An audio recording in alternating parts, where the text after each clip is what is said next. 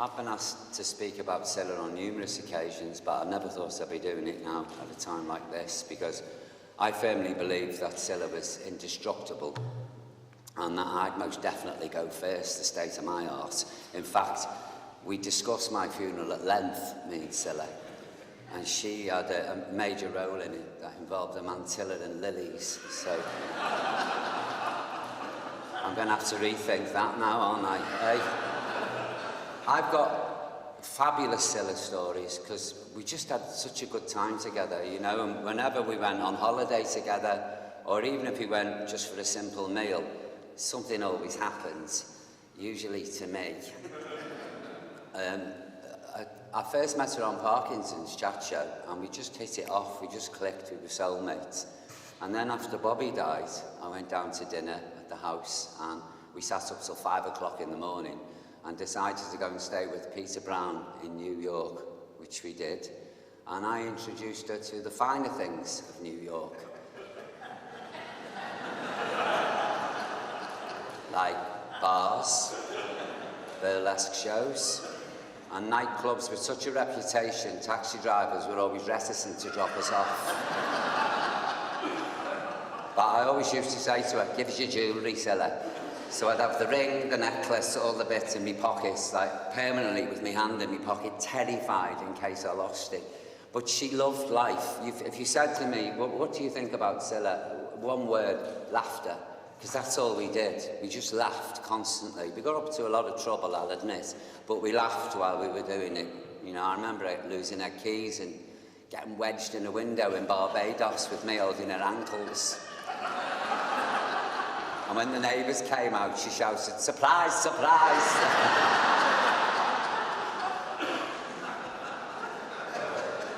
And then there was the time I broke my nose in a jacuzzi in Barbados. Pat will tell you about this. Pat come rushing up the stairs, she couldn't find any ice. She had a bag of frozen sprouts and she smacked it on my face. And she broke it even more. And Cilla had been sunbathing, she had no makeup on, her hair was on end, and we all rushed out into the street, and she, for some, I don't know where she got it from, she had a denim skirt on, and a sort of terrible black nylon slip. Pat was in a bathing suit with a bit of chiffon, she looked like Tessie Tora, and I had the frozen sprouts of the toilet roll, and we all rushed off to the hospital, and it was a packed waiting room. Because you can imagine the fuss as we got in.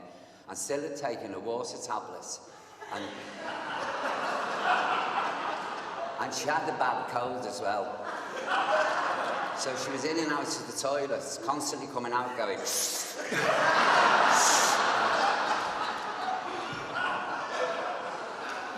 We looked like something out of Shameless, the pair of us.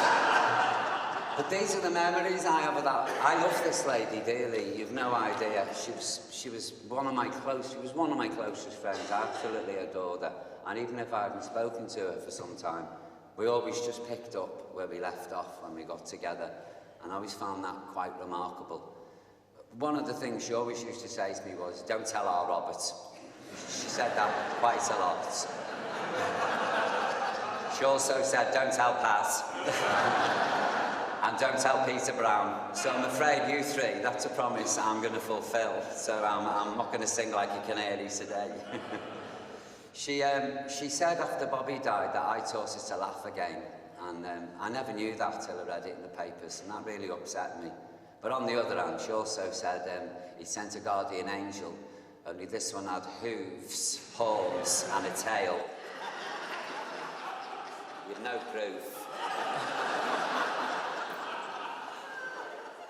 It's so right that she's come home today because, as Robert so rightfully said, she was a true daughter of Liverpool. Sorry, Cilla. She did that then. A true daughter of Liverpool because Scotty Road was never too far away, neither was Paddy's Market. I don't forget the humiliation of being in Gucci's on Madison Avenue in New York, with Cilla haggling over the price of a coat, which I desperately wanted. I don't know why. It was a sheepskin, full length, and I looked like some geriatric dressed up at an ABBA convention. But Cilla said, "If you want it, Paul, we'll get it." And she said to the guy, "There's a mark on this."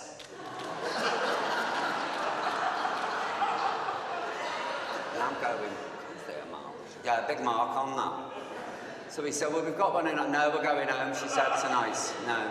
And then she said the classic line, what will you do it for Reddies?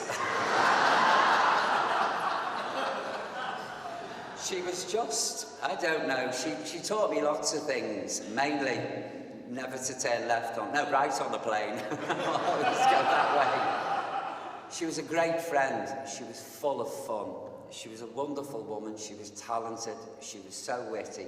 She adored her family. She loved her sons. She loved her grandchildren. She was so proud that she came from Scotsy Road. And I'm just so grateful that she allowed me into her whirlwind of a life, and we spent nearly 2 decades together, hell-raising, if you pardon the expression.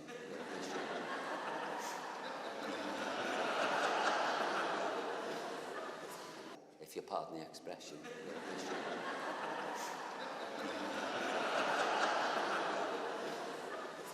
Through London, New York, Barbados, Spain, and the Maldives. And she was just, I loved her dearly. She was such a great friend. So, I don't know what I'm going to do, really. The light went off a couple of weeks ago, and it hasn't come back on yet. And I'm just going to miss her so much. So, Cilla, I'd just like to say, thanks for all the fun. Thanks for all the laughs. And as I always used to say to you, ta-ra, girl. I'll see you on life's highway. Thank you.